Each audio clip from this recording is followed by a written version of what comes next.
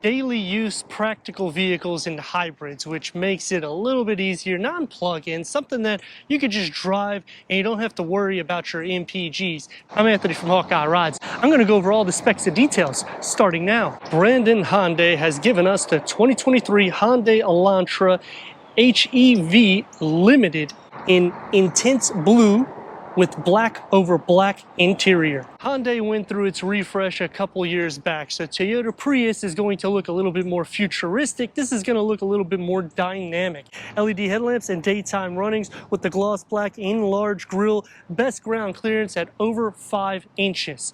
The spoiler lip that projects in the gloss black goes into the air curtains. It's a wide, sleek fascia, which is very similar to the Toyota Prius, where it's a flat hood and it just brushes into your badging. But something that's a little bit more signature in the Hyundai line is those hidden lights that are inside the grille.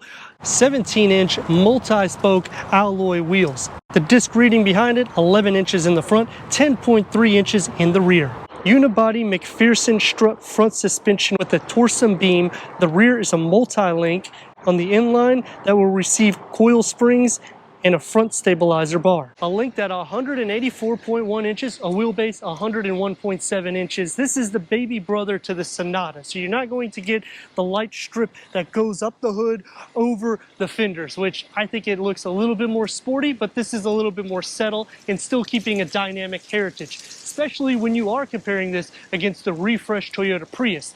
A little bit more cleaner than the prior gen. Here, it keeps a sedan look. Towards the rear, it does get a little bit of that futuristic look where it just brushes off, and it would be awesome if this was a hatch, which they stopped doing that a few years back. Because when you get into the Civic, you can get a hatch or a sedan, and it just makes it a little bit more of a practical use, because if you want extra cargo, you go to the hatch. The same thing for the Mazda 3 hatch, LED tail lamps in the rear, and on the lower, you're going to get the gloss black that's going to be where your exhaust outlets would be.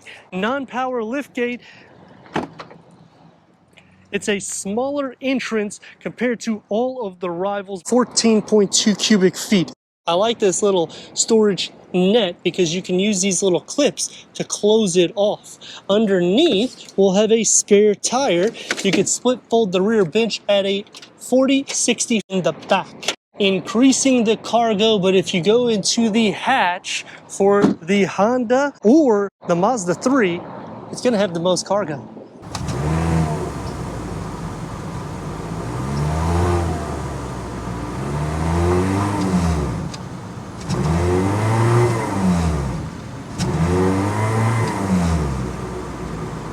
And they back the performance with a 1.6 liter 4-cylinder hybrid engine, producing 139 horsepower. That's paired to a standard 6-speed EcoShift dual clutch automatic transmission, achieving 49 to 52 mpgs, reaching 60 around 8.7 seconds, with a quarter mile around 16.5 seconds.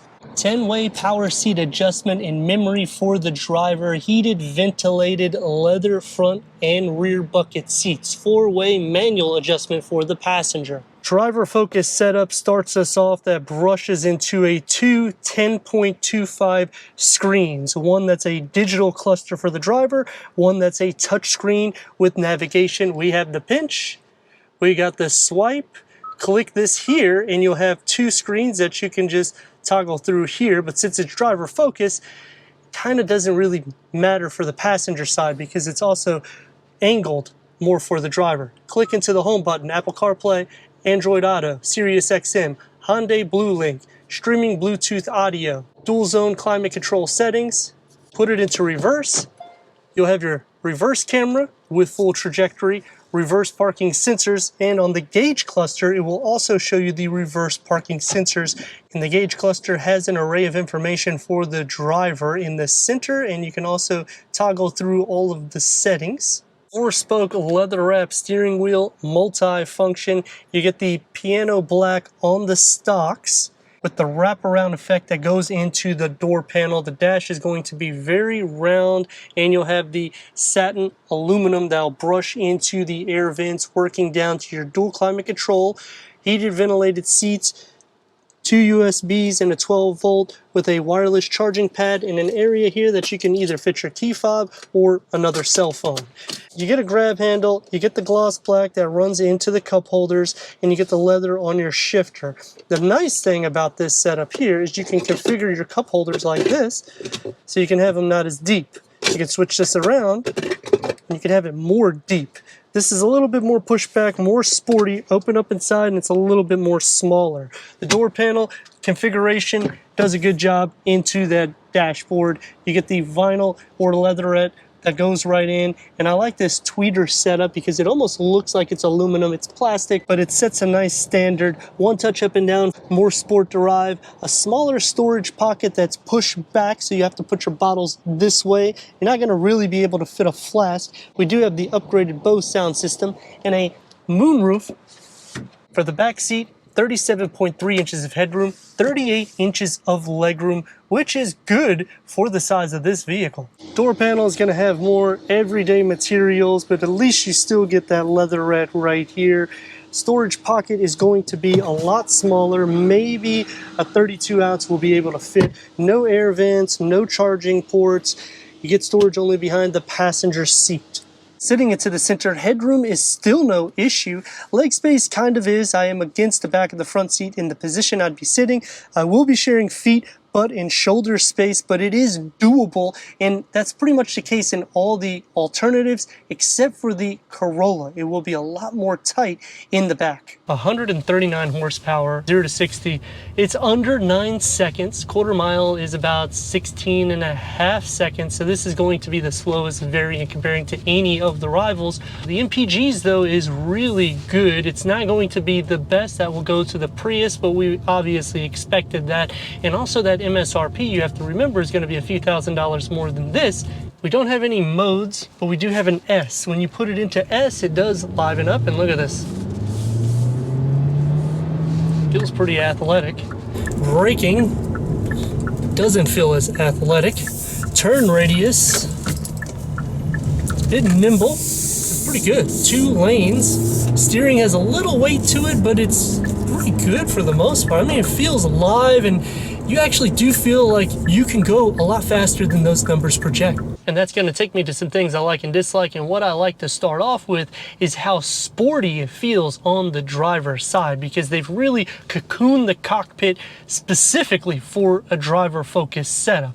Thing I dislike, though, is I sit so high up, I feel like I'm on the headliner, or I have to use the moonroof in order to fit. I don't necessarily have to. I still have some clearance, but it's not a substantial amount. Let's see how good she rock and rolls.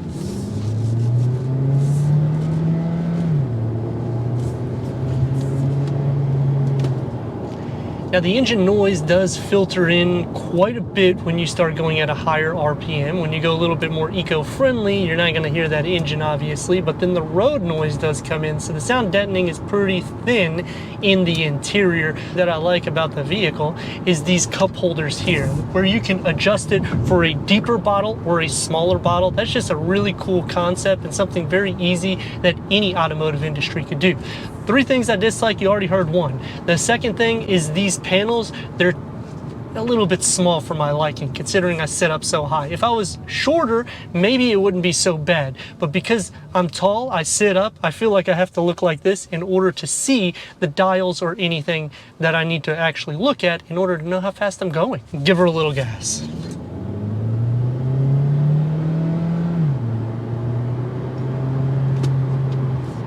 Put it into drive. The last thing that I dislike is going to be a 2-part. One is the cargo entrance. It's too small for the size of it because they just went so futuristic in the rear exit. The second is this driver-focused design. This is kind of a smaller vehicle, so you really don't need a driver-focused design. I think the way the new Prius setup is a little bit more user-friendly for the front occupants, whereas here is just going to be more dynamic. Two of them have great MPGs. That one's going to beat it by maybe 5 to 7 on a combined. That's going to have more horsepower and torque, and the 0 to 60 on that one is around 7.2 seconds, so it's a lot faster than this one. If you're looking at the Corolla, it's not necessarily so bad in differences. It's going to be a little bit faster, but CVT transmission. Here you're getting a dual clutch automatic transmission. The Mazda 3 hatch, very sporty car. I would recommend the turbo, but the interior of this is going to feel a little bit more dynamic. Both of them with the suspension is not going to be handling corners, but you're not really buying this vehicle for that. You're buying it for practical use and some fun, which you get all of that in between. What I like about Hyundai is you only have 2 trims that you have to option when you get into the hybrid. You go to the Prius, you got 6 different variants. When you go to the Corolla, the Mazda, I mean, all of them have multiple variants in which the price will escalate a lot more than this. So you're getting a huge deal. Even if you're losing a little bit in the MPGs opposed to the new Prius, you're going to be saving it because you're paying more money for the Prius. Without the S,